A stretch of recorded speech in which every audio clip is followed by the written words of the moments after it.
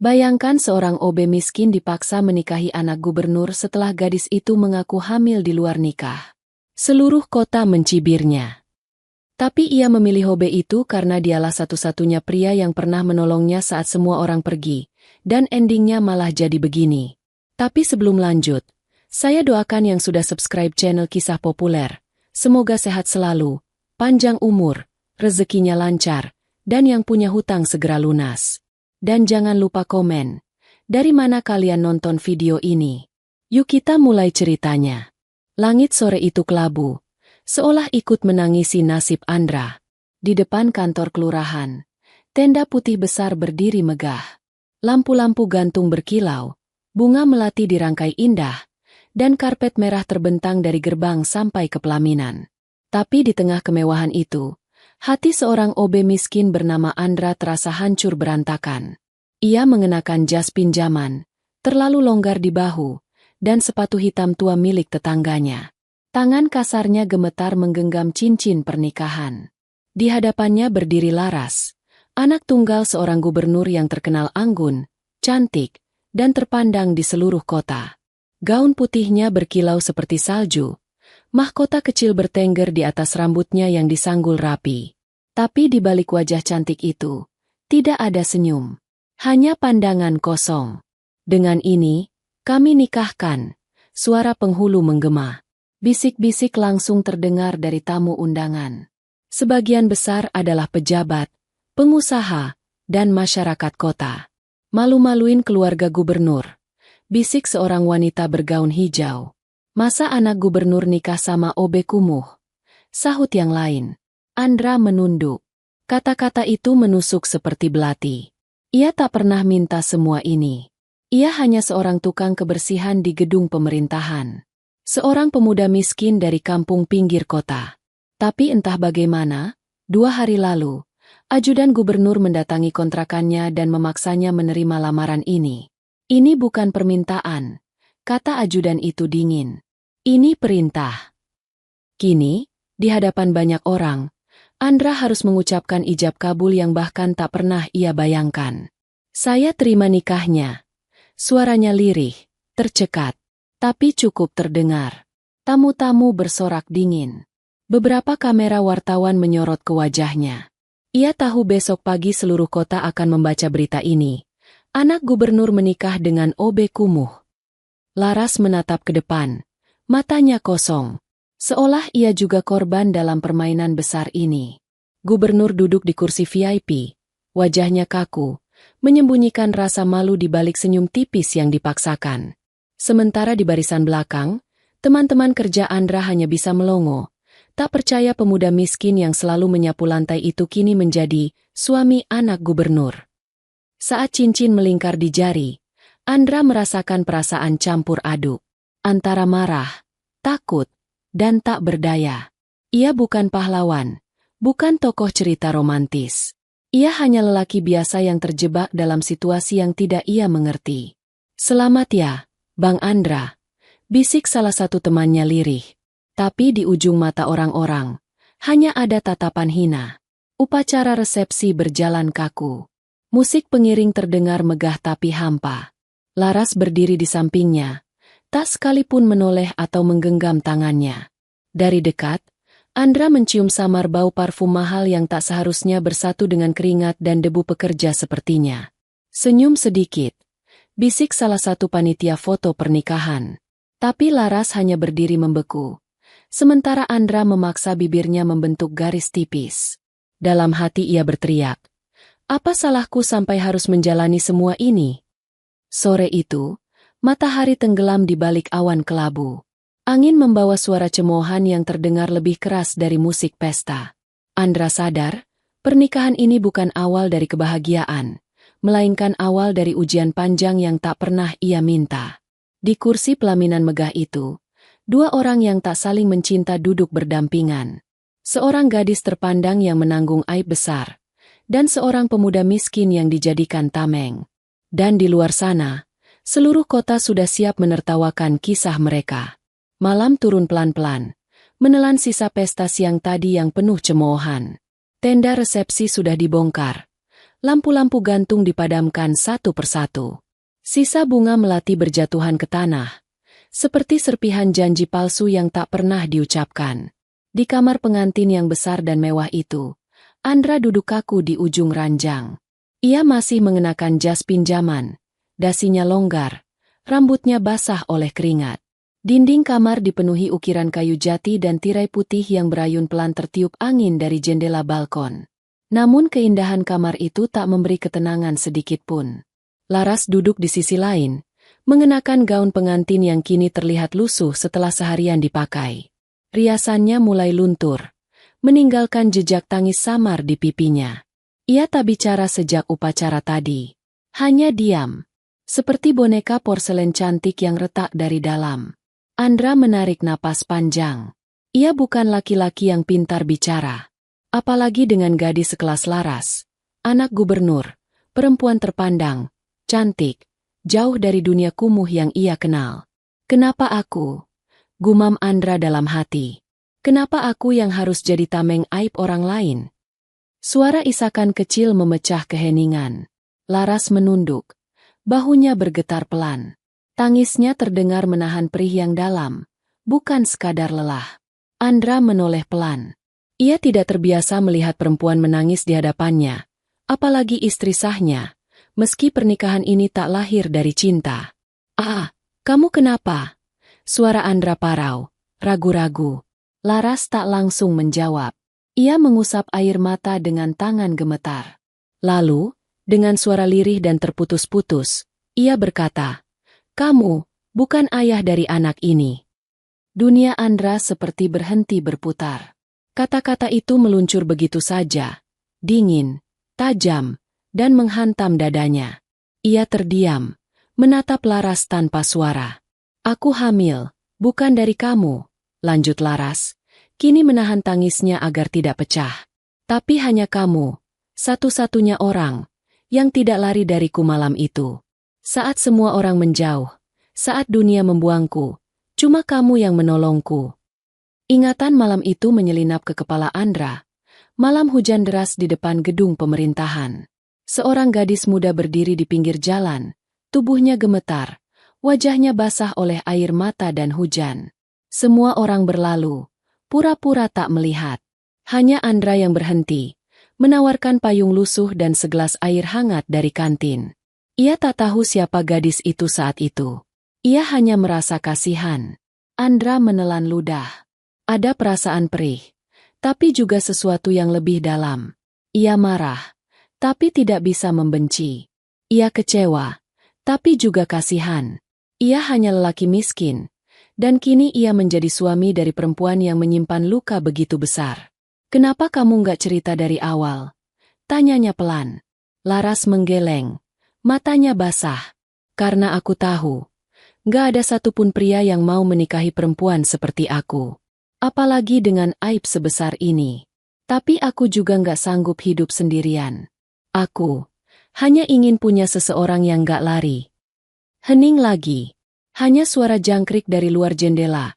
Andra memalingkan wajah, menatap langit-langit kamar. Perasaannya campur aduk, antara marah, sedih, bingung, dan iba. Ia bisa saja pergi malam ini. Tapi jika ia pergi, semua orang akan menghina Laras lebih kejam dari hari ini. Dan entah kenapa, ada bagian dari hatinya yang tidak tega. Ia menarik napas panjang, lalu berdiri mendekati jendela. Angin malam masuk, membawa aroma tanah basah.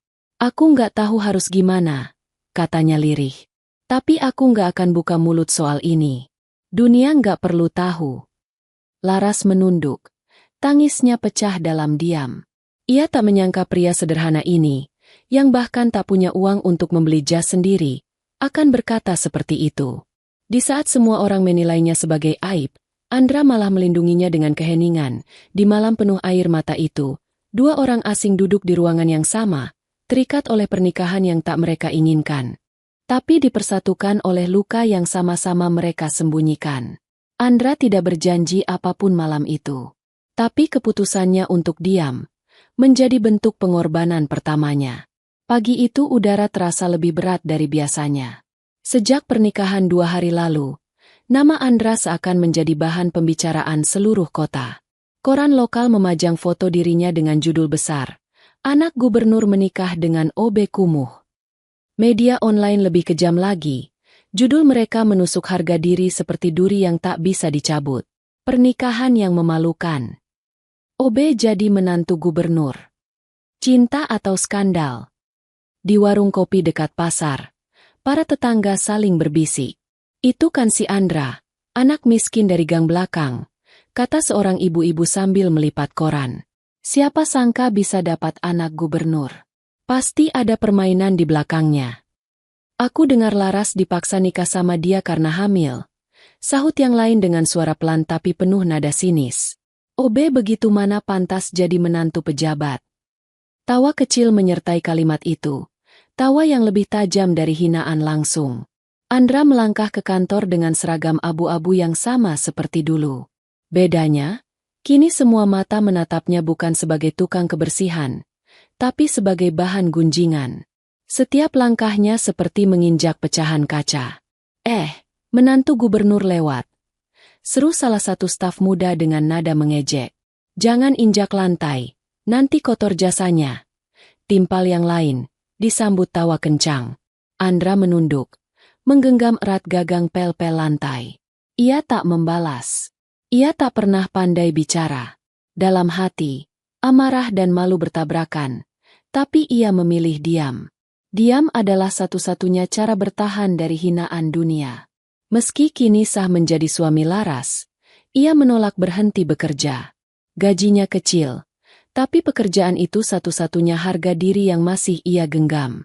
Ia tahu, jika berhenti, semua orang akan berkata ia menumpang hidup dari harta gubernur.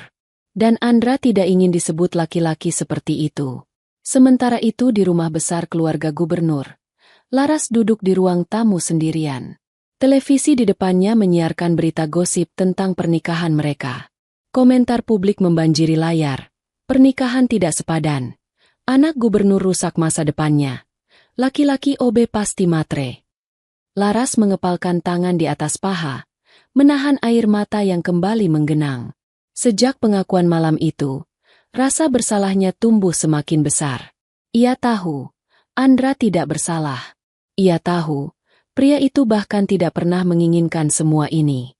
Tapi kini, Andra yang harus menanggung hinaan yang seharusnya bukan miliknya. Kerabat gubernur juga tidak kalah kejam. Di meja makan malam keluarga, suara sindiran terdengar nyaring meski dibungkus sopan. "Laras, kamu benar-benar sudah mencoreng nama keluarga," kata salah satu tante berpakaian mewah. "Apa yang kamu pikirkan menikah dengan OB?" Tambah yang lain dengan nada jijik.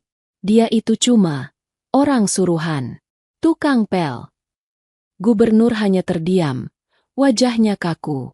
Ia tidak membela, tidak pula menyalahkan. Tapi diamnya terasa lebih menusuk daripada kata-kata kasar manapun. Laras merasa sendirian di rumahnya sendiri. Sementara di sudut kota, Andra terus bekerja.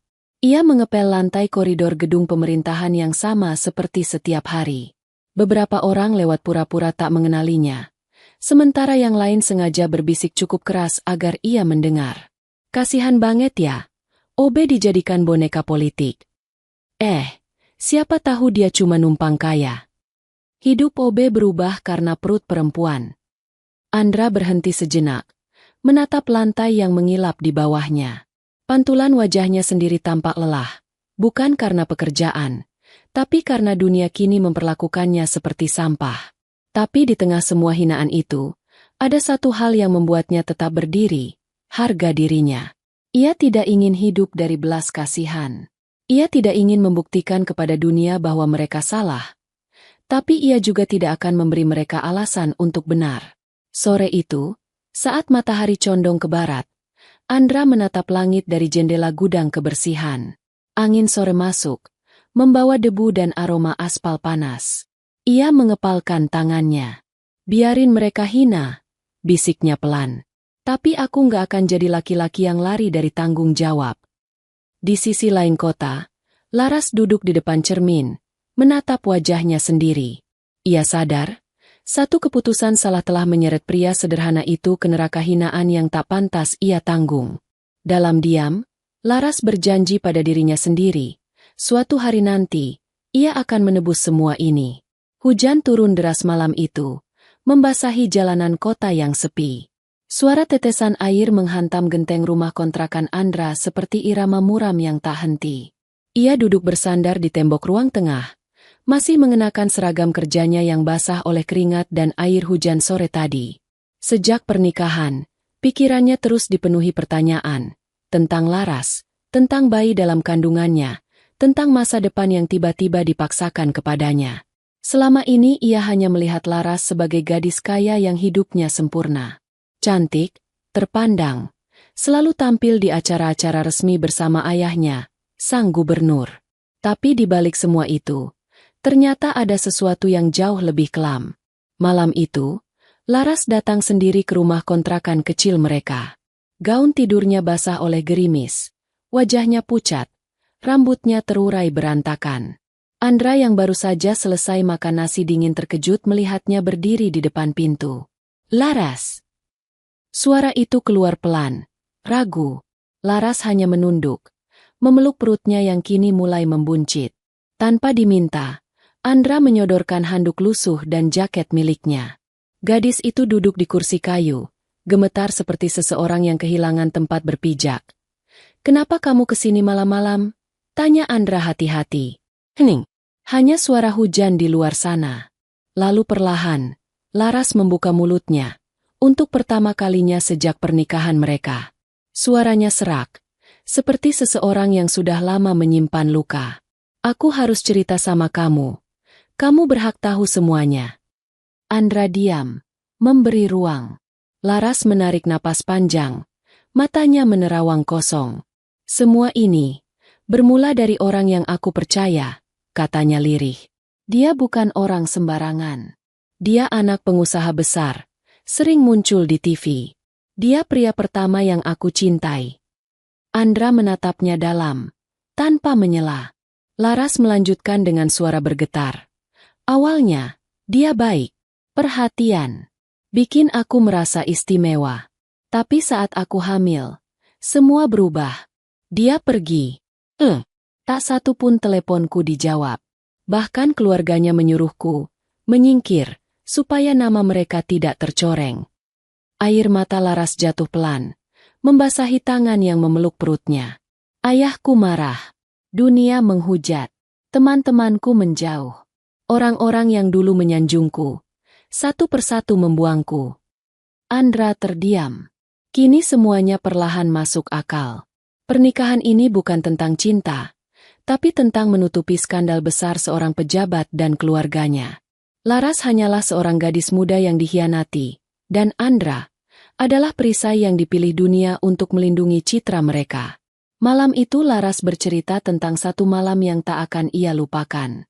Saat ia berdiri di jembatan kota, di tengah hujan deras, tubuhnya gemetar. Dunia terasa terlalu kejam untuk ditanggung sendirian. "Aku cuma ingin semuanya selesai," lirihnya. "Aku pikir, lebih baik mati daripada hidup dengan aib yang orang lain buat." Dan saat semua orang lewat tanpa peduli, hanya satu orang yang menghampiri, seorang OB kurus dengan payung lusuh dan sepatu basah. "Andra." "Aku ingat," bisik Andra pelan. "Malam itu kamu berdiri di pinggir jembatan. Aku takut kamu lompat. Aku cuma ngasih aku payung," sambung Laras dengan suara bergetar. "Kamu satu-satunya orang yang gak tanya aku siapa, gak pandang aku jijik. Kamu cuma bilang, 'Jangan berdiri di situ. Nanti masuk angin.'" Keduanya terdiam lama. Dalam diam itu, Laras menyadari, pria yang kini jadi suaminya bukanlah penyelamat dalam kisah cinta romantis, melainkan orang asing yang memberi sedikit kehangatan saat dunia menutup pintu. "Aku nggak punya siapa-siapa lagi waktu itu," kata Laras. Suaranya pecah. "Aku tahu kamu nggak salah. Tapi aku minta maaf, karena hidupmu sekarang jadi ikut hancur gara-gara aku." Andra menatap wajahnya. Ada perasaan aneh di dadanya, campuran iba, marah pada keadaan, dan sesuatu yang lembut yang belum bisa ia definisikan. Ia bukan pria kaya, bukan pahlawan. Tapi malam itu ia merasa mengerti Laras lebih dari siapapun. Udah, katanya pelan. Aku cuma OB. Aku nggak punya banyak. Tapi aku nggak akan ceritain ini ke siapa-siapa. Rahasia ini, cukup kita yang tahu. Laras menunduk. Air matanya jatuh ke lantai kayu.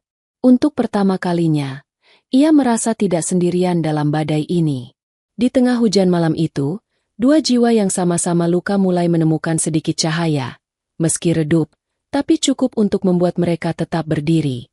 Hujan sore mereda pelan, meninggalkan aroma tanah basah yang menyelinap ke dalam rumah kontrakan kecil mereka. Rumah itu jauh dari kemewahan rumah gubernur. Dinding kayu tipis, atap seng yang sesekali bocor, dan ruang tamu yang hanya diisi sofa tua dan lemari bekas. Tapi entah kenapa, Laras mulai terbiasa dengan suara tetes air hujan di atap, dengan aroma sabun murah, dengan suara langkah Andra yang pelan saat pulang kerja malam-malam. Sudah hampir 3 minggu pernikahan mereka berjalan. Awalnya Laras hanya diam, seperti burung yang dipaksa masuk sangkar asing. Ia jarang berbicara. Lebih banyak menatap kosong dari jendela atau duduk di kamar sambil mengelus perutnya yang semakin membesar. Tapi perlahan, ada sesuatu yang berubah, bukan pada dunia luar, tapi di dalam hatinya sendiri. Andra tak pernah memaksa apapun. Ia tidak pernah menuntut peran sebagai suami. Ia hanya bekerja, dan selalu pulang. Wajahnya lelah, tangannya kasar, tapi ia selalu tersenyum kecil setiap melihat Laras. Senyum sederhana itu, entah bagaimana, mulai menggerakkan sesuatu dalam hati Laras yang beku. Suatu malam, Laras terbangun karena suara pintu kayu berderit. Andra baru pulang. Baju kerjanya basah oleh keringat dan hujan. Ia berjalan perlahan ke dapur, meletakkan plastik kresek kecil di atas meja. Laras mengintip dari balik pintu kamar. Wajah pria itu terlihat lelah, tapi matanya menyimpan kepuasan kecil. Seperti seseorang yang baru saja berhasil melakukan sesuatu yang penting. Keesokan paginya, Laras membuka plastik itu. Di dalamnya ada selimut bayi bergambar awan, beberapa popok kain, sebotol minyak telon, dan boneka kecil berwarna biru.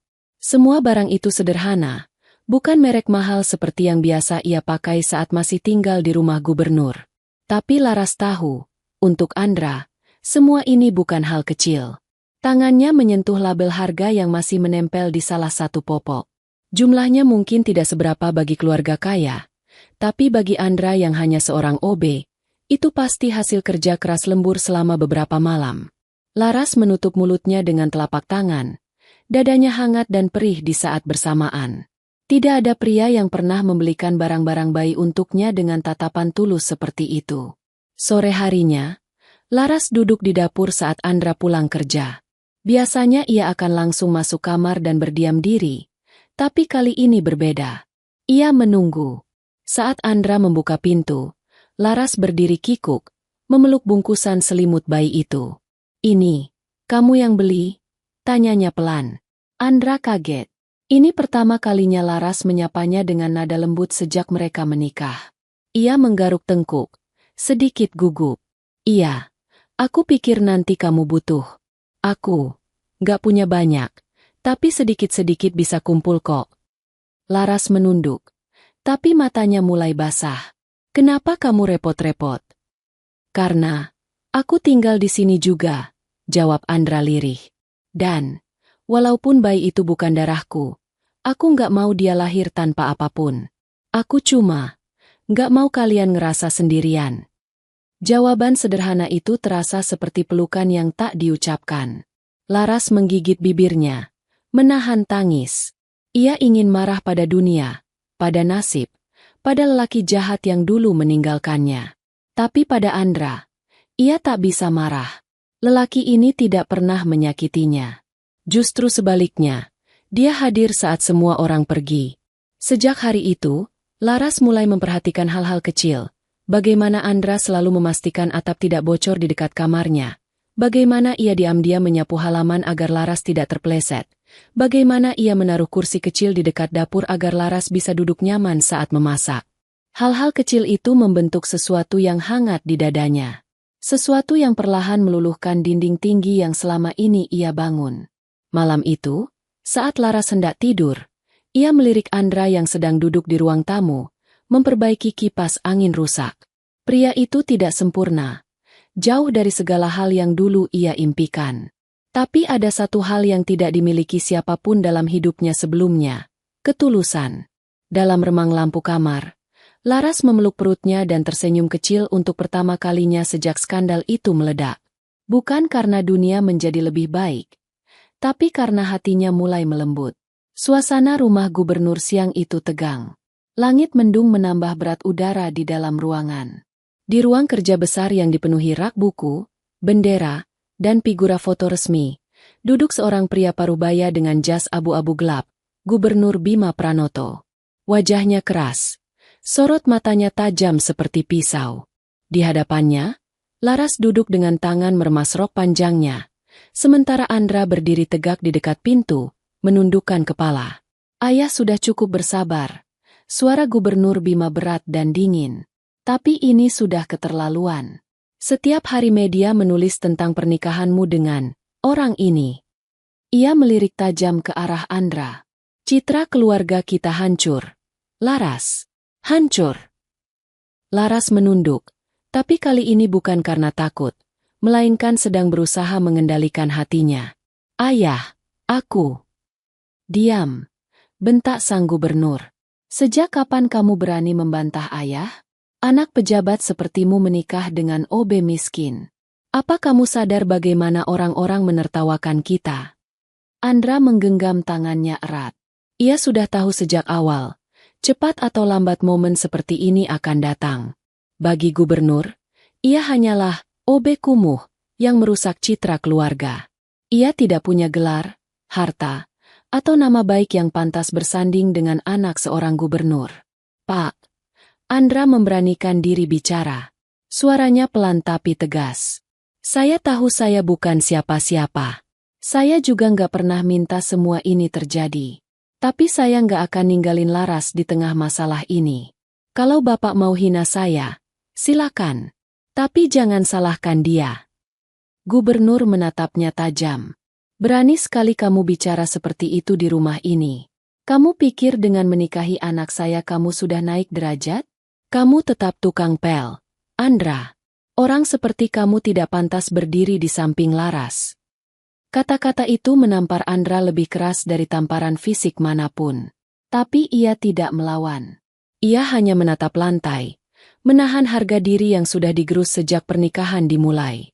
Namun sebelum gubernur melanjutkan kemarahannya, suara lembut tapi tegas terdengar. Cukup, ya. Ruangan hening. Gubernur Bima menatap Laras, kaget dengan nada suara putrinya. Seumur hidup, Laras selalu menuruti semua keinginannya. Tapi hari ini, mata Laras menatap ayahnya dengan ketegasan yang belum pernah ada sebelumnya. Ayah boleh marah, ayah boleh kecewa. Tapi satu hal yang ayah nggak tahu, saat semua orang pergi, saat dunia mempermalukanku, saat ayah sendiri menundukkan kepala karena malu, orang ini, Laras menunjuk Andra dengan mata berkaca. Orang inilah satu-satunya yang ada di sisiku. Wajah gubernur menegang. Dia cuma OB.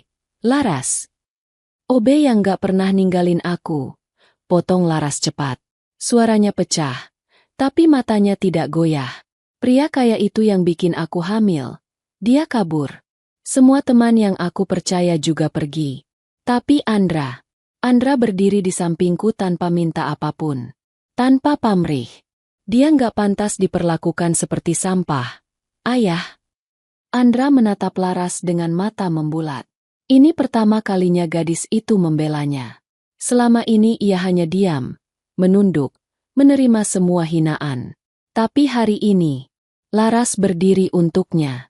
Gubernur mengusap wajahnya kasar. Kamu nggak mengerti politik, Laras. Dunia ini bukan soal perasaan. Citra keluarga, masa depan jabatan ayah, semuanya dipertaruhkan karena keputusanmu menikahi dia. Ayah, yang nggak mengerti, jawab Laras lirih. Selama ini aku hidup dalam dunia ayah. Dunia penuh aturan dan citra. Tapi sekarang, aku nggak butuh dunia itu. Aku cuma butuh orang yang gak lari dariku. Hening menelan ruangan. Suara jam dinding berdetak pelan, seperti menandai perubahan besar yang baru saja terjadi. Gubernur Bima menarik napas panjang, menatap anaknya lama. Ia tidak menjawab. Ia hanya berdiri dan pergi meninggalkan ruangan. Langkah kakinya berat dan dingin. Andra masih berdiri di tempatnya, bingung dan kaku. Tapi Laras menoleh ke arahnya. Senyum kecil muncul di sudut bibirnya. Senyum pertama yang tulus sejak pernikahan mereka. Aku nggak akan biarin siapapun merendahkan kamu lagi, kata Laras pelan. Termasuk ayah sendiri. Dan untuk pertama kalinya, Andra merasa tidak sendirian dalam pertarungan ini. Bukan hanya ia yang melindungi Laras. Kini Laras pun mulai berdiri untuknya. Langit malam mendadak gelap pekat. Awan hitam menggantung rendah. Sesekali cahaya petir menyambar dan mengguncang jendela rumah kontrakan kecil itu. Angin berdesir kencang, membuat pohon jambu di depan rumah menari liar. Hujan turun deras sekali, seakan langit sedang meluapkan segala amarahnya. Laras yang tengah hamil besar duduk di kursi ruang tamu. Satu tangannya memegang perutnya yang kian berat, satu lagi mencengkeram sandaran kursi. Wajahnya pucat. Rasa sakit yang sebelumnya hanya sekilas kini datang berulang, lebih tajam, menusuk, dan membuat napasnya tersengal. Andra, suaranya lirih, hampir tak terdengar di antara suara petir. Andra, yang sedang menambal atap bocor dengan ember, segera menoleh. Melihat Laras menggigil sambil menggenggam perutnya, darahnya seolah berhenti mengalir. Laras, kamu kenapa? Aku, kontraksi. Jawab Laras dengan suara tercekat. Sakit banget, Andra. Kayak ditarik. Tanpa pikir panjang, Andra segera mengambil jaket lusuhnya dan membantu Laras berdiri. Tubuh gadis itu limbung. Keringat dingin bercucuran di keningnya meski udara malam sangat dingin. Suara petir kembali menggema, membuat keadaan semakin mencekam. Rumah sakit jaraknya hampir 7 kilometer dari rumah kontrakan. Tak ada mobil. Tak ada sopir pribadi seperti masa lalu Laras. Hanya satu-satunya kendaraan yang mereka punya. Motor tua peninggalan ayah Andra. Pegangan kuat-kuat, ya. Ucap Andra sambil membantu Laras naik ke jok belakang. Gadis itu menggigit bibirnya. Menahan kontraksi yang datang lagi. Jeritnya pelan. Andra menyalakan motor yang meraung kasar karena usia. Tapi tak peduli seberapa rusaknya. Malam ini kendaraan itulah penyelamat mereka.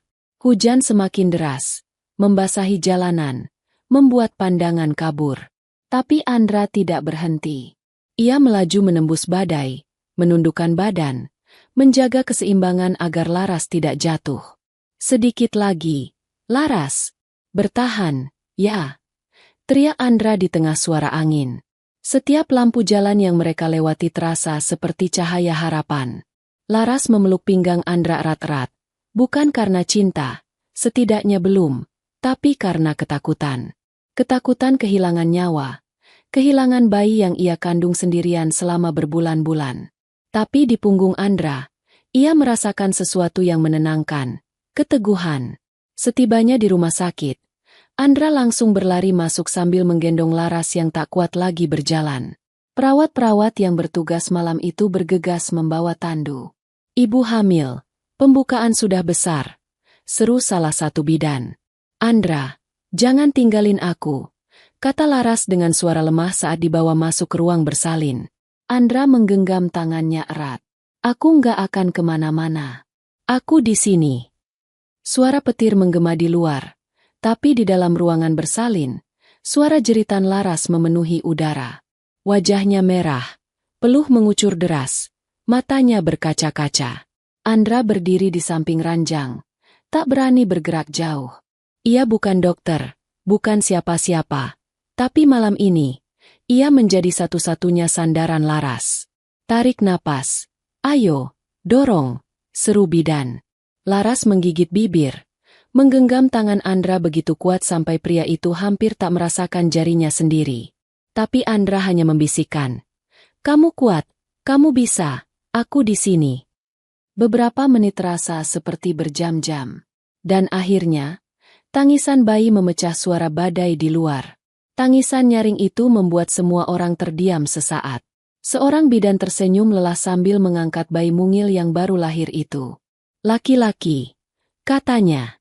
Sehat. Air mata Laras pecah seketika. Ia terisak pelan, meraih bayi itu ke dadanya. Tubuh kecil mungil itu menggeliat dalam pelukannya. Dan untuk pertama kalinya sejak semua kekacauan itu terjadi, Laras merasa utuh. Andra berdiri di sampingnya.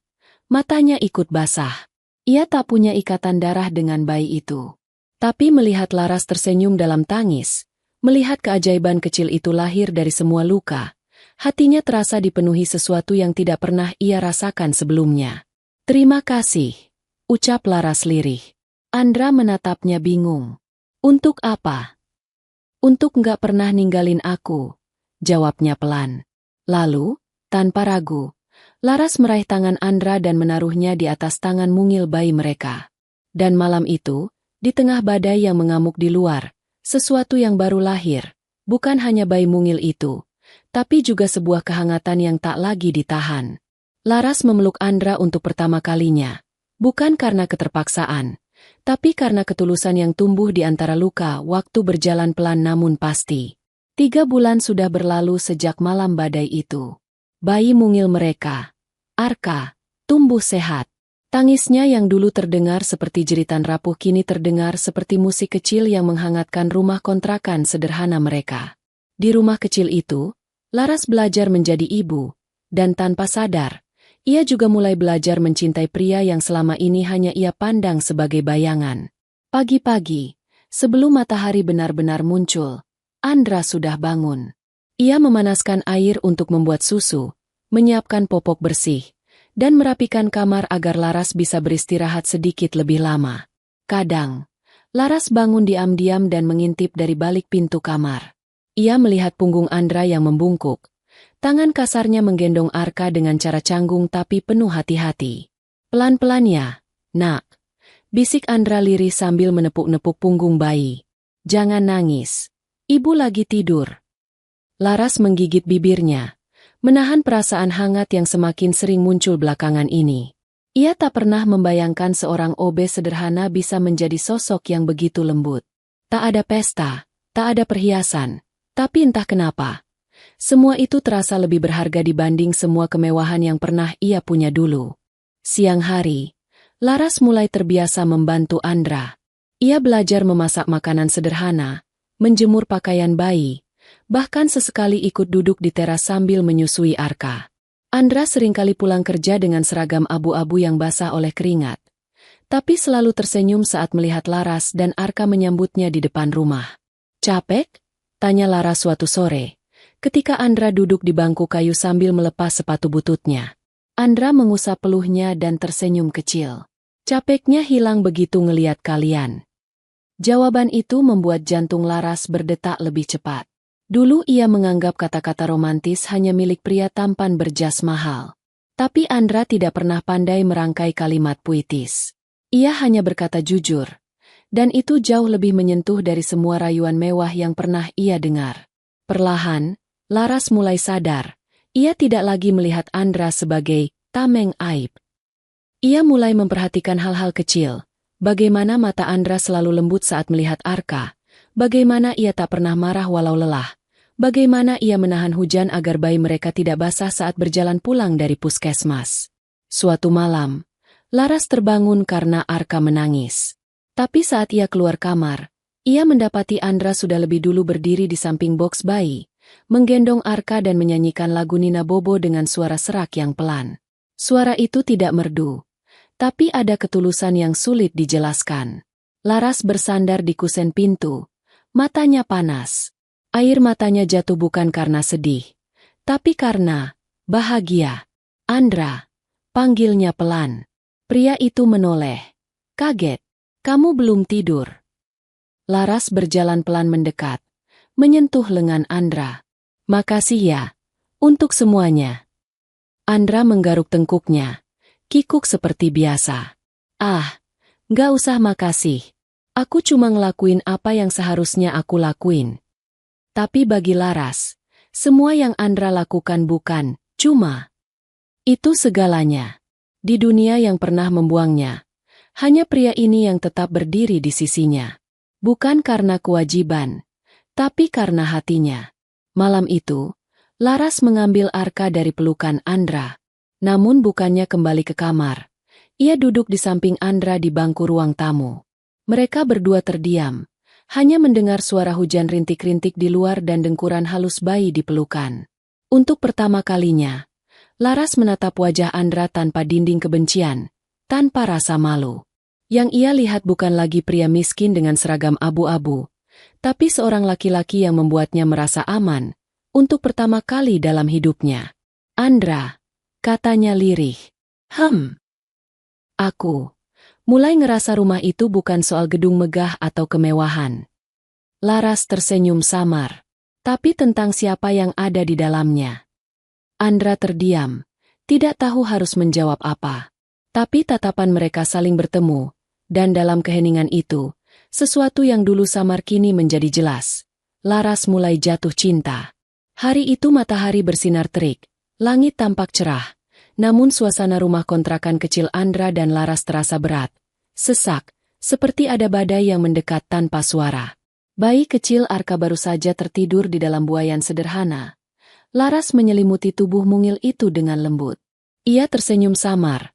Tak tahu bahwa langkah kaki seseorang di luar sana akan mengubah ketenangan kecil ini menjadi gelombang besar. Ketukan keras terdengar di pintu. Duk, duk, duk. Andra yang baru saja pulang kerja terlonjak kaget. Laras menatapnya bingung. Ketukan itu terdengar kasar, tak sopan, jauh berbeda dari tamu biasa. Andra membuka pintu, dan di ambang berdirilah seorang pria tinggi dengan jas hitam mahal. Rambut disisir rapi. Wajah tampan namun dingin. Di belakangnya, ada dua orang bodyguard berbadan besar. Pria itu mengangkat dagunya sedikit, seperti sedang menatap sesuatu yang tak layak berdiri di hadapannya. Andra, kan? Suaranya datar namun penuh kesombongan. Andra mengerutkan kening. Iya. Kamu siapa? Pria itu melangkah masuk begitu saja tanpa permisi. Laras yang berada di ruang tengah mendadak membeku. Matanya membulat, jantungnya berdetak kencang. Pria itu bukan orang asing. Ia adalah masa lalu yang ingin ia lupakan selamanya. Danu. Suara Laras gemetar. Danu, pria kaya yang dulu membuat Laras hancur. Pria yang dulu ia percaya. Pria yang pergi begitu saja saat tahu ia hamil. Kini berdiri di ruang kontrakan kecil itu dengan pakaian mahal dan aroma parfum eksklusif. Seolah-olah dunia masih tunduk padanya. Laras, ucap Danu dengan senyum tipis. Lama nggak ketemu. Kamu masih cantik seperti dulu. Laras memeluk perutnya yang kini kosong, seolah tubuhnya mengingat luka lama yang belum sembuh. Ngapain kamu kesini? Suaranya bergetar antara marah dan takut. Danu menatap sekeliling, memperhatikan dinding kayu, perabotan sederhana, bahkan motor tua di sudut teras. Aku cuma ingin ambil apa yang seharusnya jadi milikku. Tatapannya kemudian jatuh ke buayan kecil tempat Arka tidur. Andra langsung berdiri di depan buayan itu refleks, seperti pelindung yang siap mati di tempat.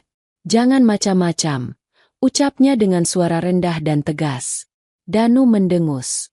Santai saja, Obe. Aku cuma datang untuk ambil anakku.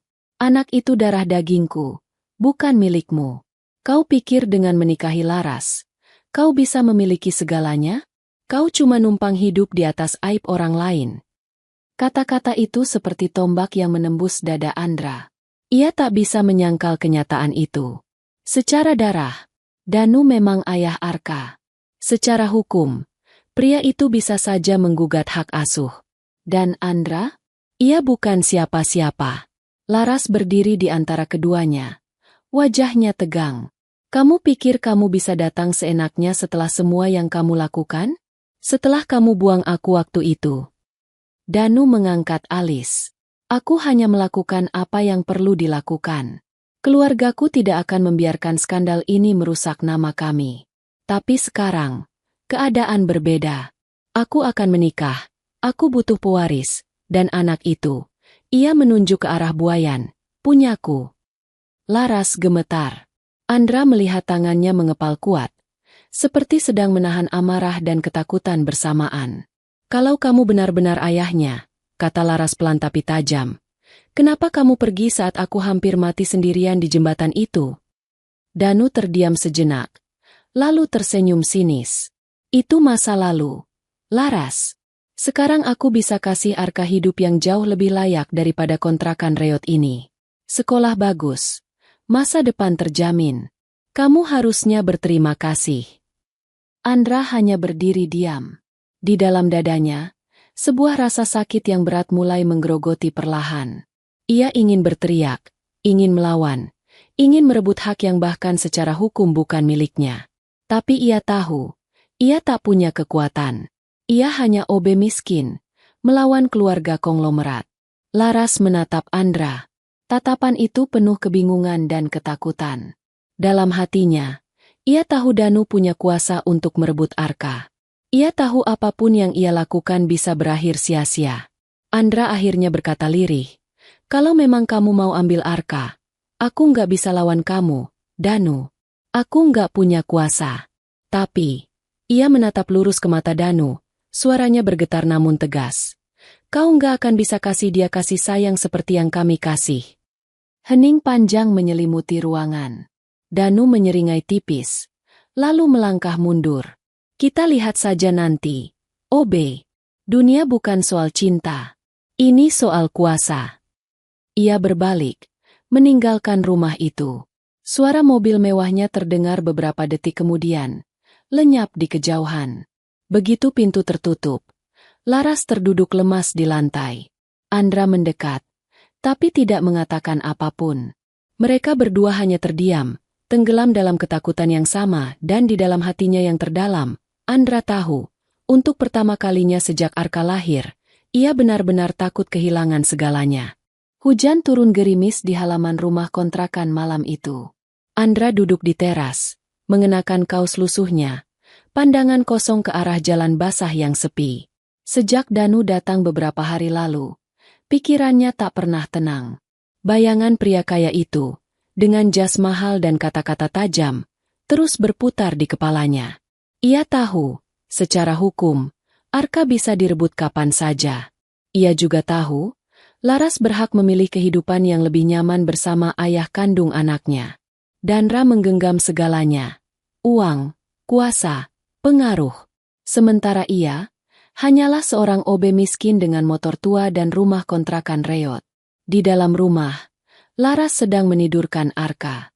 Suara lembutnya samar terdengar dari balik pintu kayu, membuat dada Andra semakin sesak. Ia memandang telapak tangannya yang kasar. Aku cuma laki-laki kecil di dunia besar, batinnya. Apa aku punya hak untuk menahan mereka? Pagi berikutnya, ia pergi ke tempat kerjanya lebih awal dari biasanya.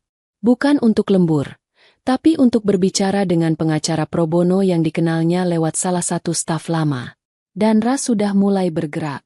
Pengacara keluarga Danu telah melayangkan permohonan hak asuh ke pengadilan. Anda sadar? Tanya pengacara itu. Secara hukum, posisi Anda sangat lemah.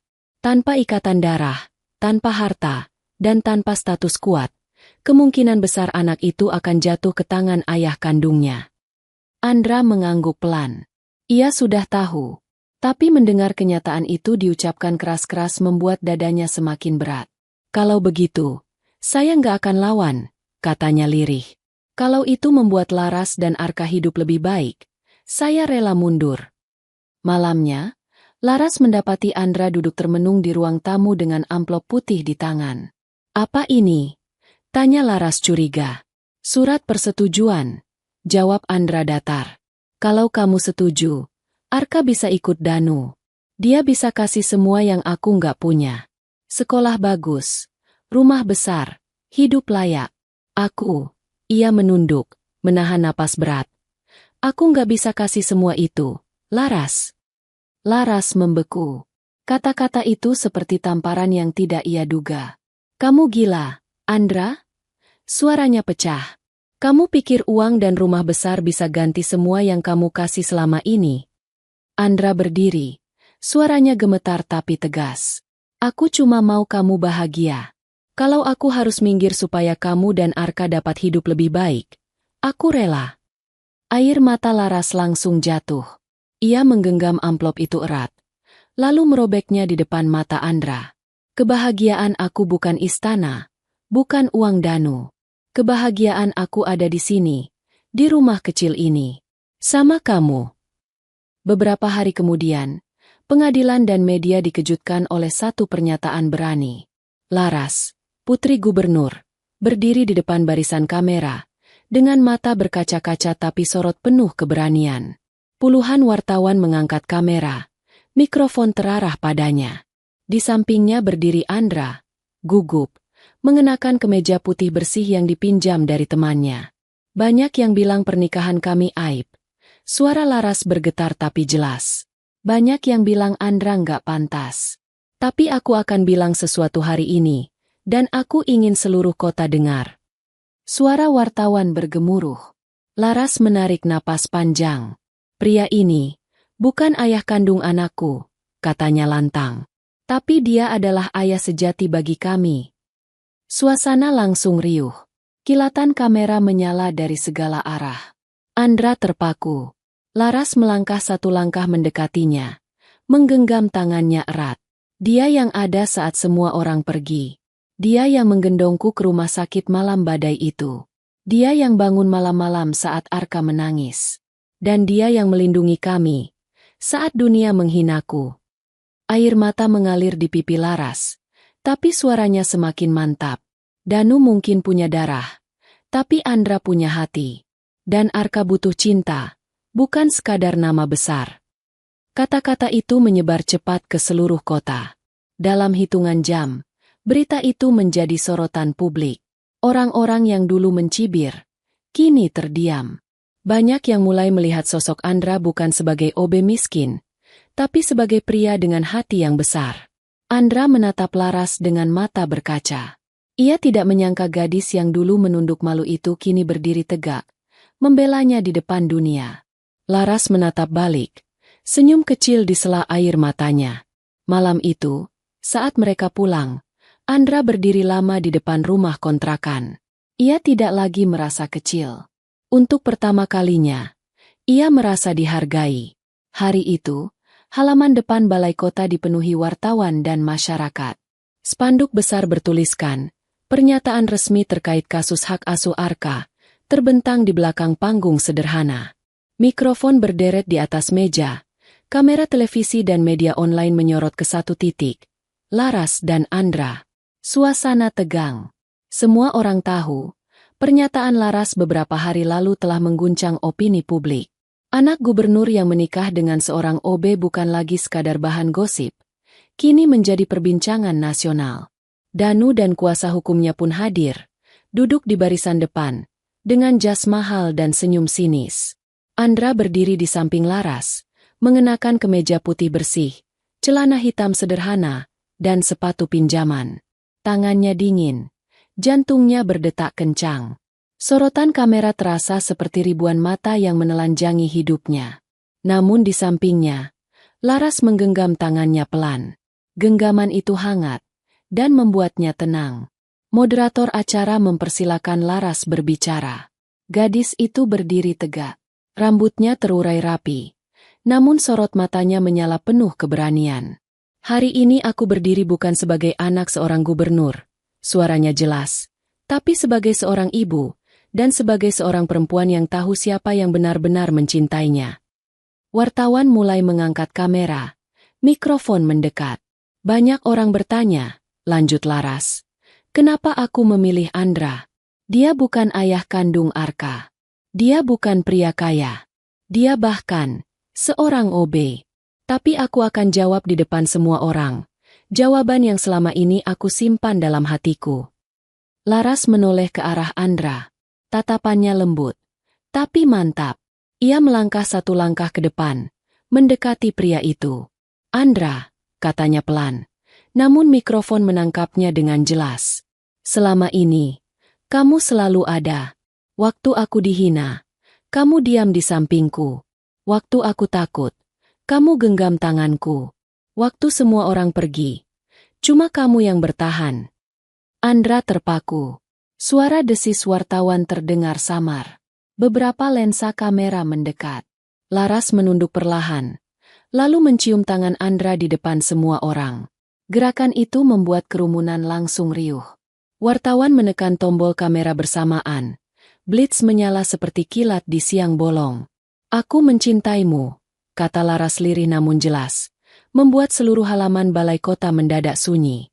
Bukan karena terpaksa, bukan karena keadaan, tapi karena kamu satu-satunya pria yang mencintaiku, tanpa syarat. Andra mengerjap, tak percaya. Ia tidak pernah membayangkan akan mendengar kata-kata itu, apalagi di depan seluruh kota.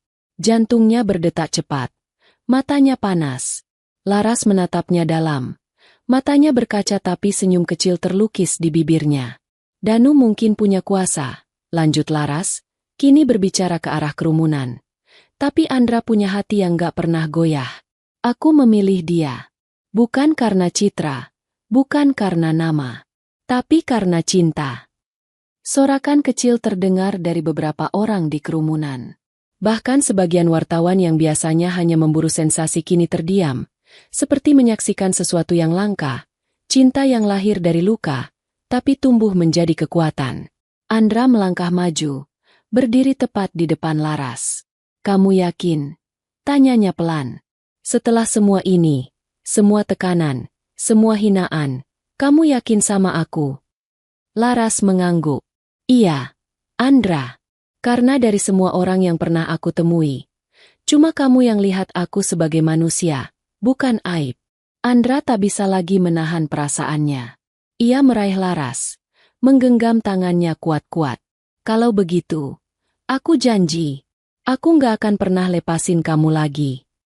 Blitz kamera menyala semakin terang. Danu yang duduk di kursi depan mengepalkan rahangnya, tapi suara sorakan masyarakat menenggelamkannya. Saat itu, semua orang tidak lagi melihat seorang OB dan anak gubernur. Mereka hanya melihat dua orang yang saling mencintai. Laras bersandar pelan di dada Andra. Suara tepuk tangan mulai terdengar, pelan, lalu semakin keras. Orang-orang bersorak, sebagian bahkan meneteskan air mata haru. Andra mengusap punggung Laras, menatap bayi Arka yang sedang digendong perawat di pinggir panggung. "Aku bukan siapa-siapa," bisiknya pada Laras. "Tapi mulai hari ini, aku akan jadi segalanya buat kalian." Laras menutup matanya dan mengangguk. Mereka berdiri di tengah sorotan lampu kamera, tapi yang mereka rasakan hanya kehangatan satu sama lain. Dunia boleh mencibir, menilai, dan menghakimi. Tapi cinta, akhirnya berbicara lebih keras daripada semuanya. Matahari pagi menyinari halaman sebuah bangunan besar bercat putih krem. Di depan gerbangnya terpampang papan bertuliskan, Yayasan Arka Cinta, sebuah lembaga sosial yang kini dikenal luas karena membantu ibu-ibu muda dan anak-anak terlantar. Di taman depan, puluhan anak kecil bermain, tertawa, dan berlarian dengan ceria. Seorang pria dengan kemeja putih digulung hingga siku berjalan melewati taman sambil menyapa anak-anak itu satu persatu. Senyumnya hangat, matanya jernih, dan langkahnya tenang. Dialah Andra, pria sederhana yang dulu dianggap tak pantas, kini berdiri sebagai kepala yayasan yang dihormati banyak orang. Tak jauh di belakangnya, Laras berjalan sambil mengawasi kegiatan pagi para relawan. Penampilannya elegan namun sederhana, blus putih, celana panjang hitam, dan senyum lembut yang tak pernah absen dari wajahnya. Ia bukan lagi gadis muda yang pernah hidup dalam ketakutan dan aib. Kini ia adalah wanita kuat yang berdiri di samping pria yang mencintainya dengan tulus. "Papa!" Suara ceria seorang anak laki-laki terdengar dari ujung taman. Seorang bocah berusia 6 tahun berlari sambil membawa buku gambar di tangannya. Wajahnya mirip Laras, tapi sorot matanya hangat seperti Andra. Andra berjongkok, membuka tangan lebar. "Sini, Arka." Bocah kecil itu langsung memeluknya erat. Andra mengangkatnya tinggi-tinggi ke udara sambil tertawa. Laras ikut tertawa kecil sambil menggeleng melihat kelakuan suami dan anaknya itu. Kehangatan keluarga itu begitu nyata. Bahkan para relawan yang lewat ikut tersenyum melihat mereka. Andra mencium kening Arka pelan. "Hebat banget gambar kamu, "Nak, nanti papa tempel di ruang kerja." "Ya." "Beneran?" tanya Arka dengan mata berbinar. "Beneran," jawab Andra sambil mengacak rambut anaknya. Mereka berjalan bertiga menyusuri lorong yayasan. Di dinding terpajang foto-foto perjalanan mereka. Foto pernikahan sederhana di kelurahan, malam badai saat Arka lahir, momen peresmian yayasan, hingga foto-foto kegiatan sosial mereka bersama anak-anak lain. Semua potret itu bercerita tentang cinta yang tumbuh bukan dari kemewahan, tapi dari luka yang mereka jahit bersama. Di ruang tengah yayasan, beberapa staf menyapa mereka dengan hormat. "Pagi, Pak Andra." "Pagi, Bu Laras." "Pagi juga," jawab Andra ramah. Ia selalu menolak dipanggil dengan gelar tinggi. "Cukup panggil Andra saja." Begitu katanya setiap kali ada orang yang mencoba memanggilnya dengan sebutan direktur atau ketua yayasan. Dari OB miskin yang dulu diremehkan, Andra kini menjadi sosok yang disegani. Tapi di dalam hatinya, ia tetap orang yang sama, pria sederhana yang hanya ingin melindungi keluarga kecilnya. Saat sore tiba, Andra dan Laras duduk di bangku taman yayasan, menyaksikan Arka bermain bola bersama anak-anak lainnya. Angin sepel-sepel mengibaskan rambut Laras, dan Andra diam-diam menggenggam tangannya. "Ingat waktu pertama kali kita ketemu?" tanya Laras tiba-tiba, suaranya lembut. Andra tertawa kecil. "Ingat banget. Kamu waktu itu berdiri di pinggir jembatan, basah kuyup, dan aku cuma bisa kasih payung lusuh." Laras menunduk. Matanya berkaca. "Dulu aku pikir hidupku selesai, Andra.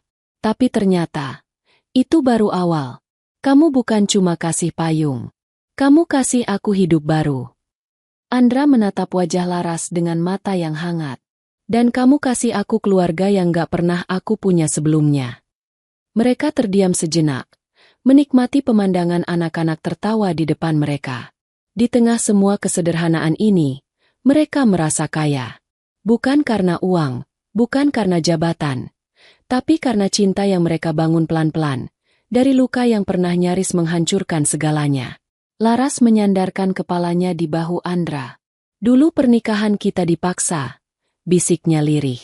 "Tapi sekarang, aku nggak bisa bayangin hidup tanpa kamu." Andra tersenyum, mengecup keningnya pelan. "Dulu kamu cuma mimpi yang terlalu jauh buat aku. Tapi sekarang, kamu rumahku." Matahari sore perlahan tenggelam. Langit memerah jingga. Sorak tawa anak-anak masih terdengar, dan suara angin lembut menari di antara pohon. Di tempat inilah, cinta mereka yang dulu lahir dari luka kini tumbuh menjadi rumah yang hangat, bukan hanya untuk mereka, tapi untuk banyak jiwa lain yang mereka tolong. Pernikahan yang dulu penuh cibiran kini menjadi cerita indah tentang harapan, kesetiaan, dan cinta tanpa syarat. Dan di tengah tawa kecil Arka, Andra dan Laras tahu satu hal pasti, dari luka, mereka membangun keluarga.